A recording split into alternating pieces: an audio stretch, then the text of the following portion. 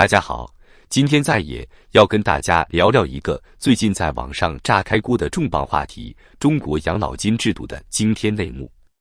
这个消息一出来，简直让中国广大韭菜们心凉到了谷底，有种看到末日来临的感觉。先说说这个爆料的来源。有眼尖的网友从山东成武县政府公报里挖出了一组触目惊心的数据。这份公报本来在今年5月就低调发布了，但最近突然被人注意到，并在网上疯传。为啥呢？因为这公报里面把养老金发放的具体数字都写得明明白白，可以说是官方不小心说漏了嘴呀。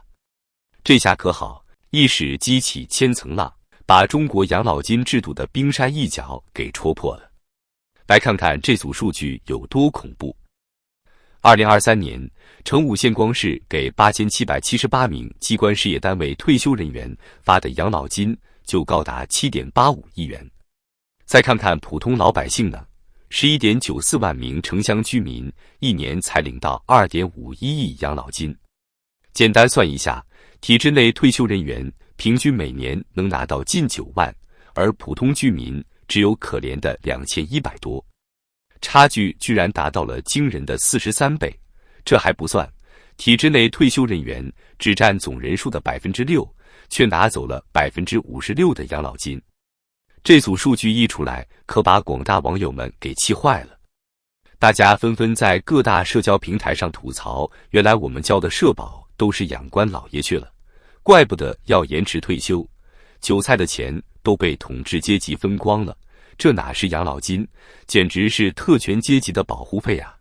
这么一比，大家才发现自己到老了，连喝西北风的资格都没有，估计连啃树皮都成奢望了。但是，这就是最可怕的了吗？这样想就太天真了。前几年，网上就爆出了一份更加惊人的资料——中国正部级高官的退休金明细表。这份表格据说是原经贸部长郑拓斌的退休金明细，简直是让人瞠目结舌呀。根据这份表格，郑拓斌每月的退休金高达49249.5元，其中包括离休费10079元，生活补贴25798元，自雇费3500元，离休补贴9810元，还有其他零星补贴。这还只是明面上的收入，谁知道背后还有多少灰色收入呢？有网友算了一笔账，如果这是部级干部退休金的全部，那么全国部级干部加在一起，每年光是这笔钱就要花掉纳税人几个亿。但这还不是最可怕的，最可怕的是这些高官老了之后住进老干部病房的花销。据说每个部级干部在生命最后阶段，至少要花掉纳税人几百万，用来延长几个月到几年不等的残寿。这笔钱要是用来投资教育，特别是农村山区的教育，那该能解决多少问题啊？但是这就完了吗？错，大错特错。根据一些解密资料显示，中国高官的退休待遇简直是惊为天人，堪称全球罕见。我们来看看这些待遇到底有多离谱。首先是中央级离退休干部的待遇，购房补贴按220平米标准发放，配专职司机兼警卫，还有专门的医护人员。一年可以休养4次，每次3周，家属随行不限人数。出行可以坐飞机头等舱或商务舱，最多4个座位。坐火车就是软卧，地面上还配3辆轿车或2辆旅游车。住酒店就是高级套房，吃饭全部实报实销。医疗全部免费，还是特供的。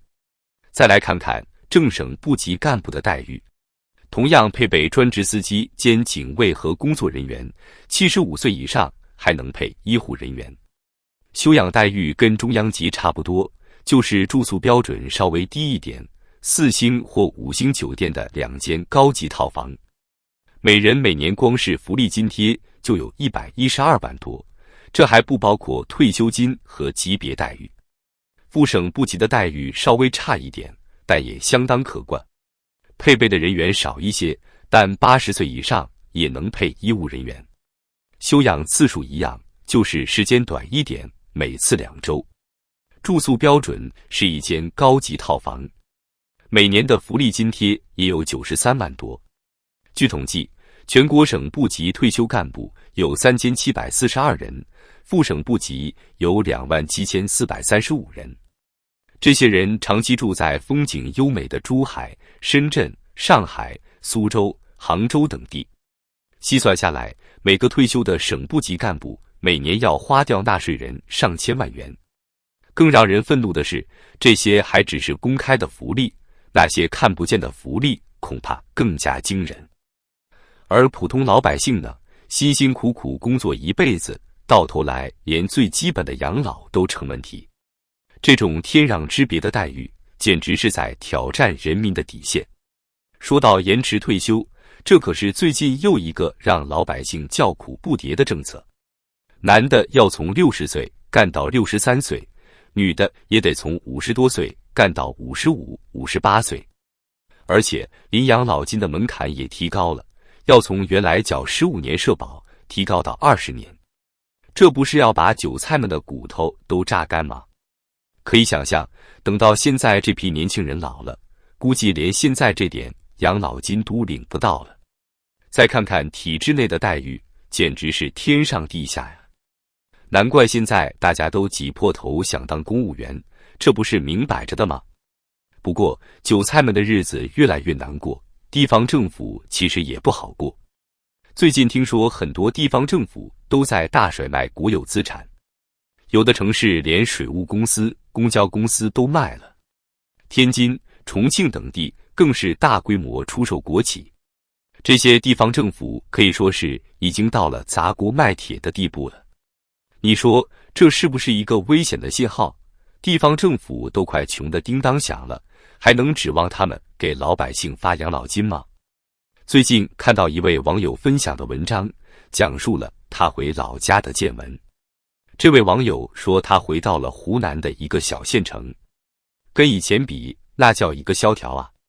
路上看到不少烂尾楼，商铺租不出去，街上冷冷清清的。倒是体制内的人还过得不错，一个中学老师年入10几万，退休的也有7、8千一个月。可问题是，这些钱从哪里来？还不是靠着东部发达地区的牛马们创造的税收来养活。可悲的是，很多生活在小县城的体制内中年人还不知道自己的好日子是怎么来的。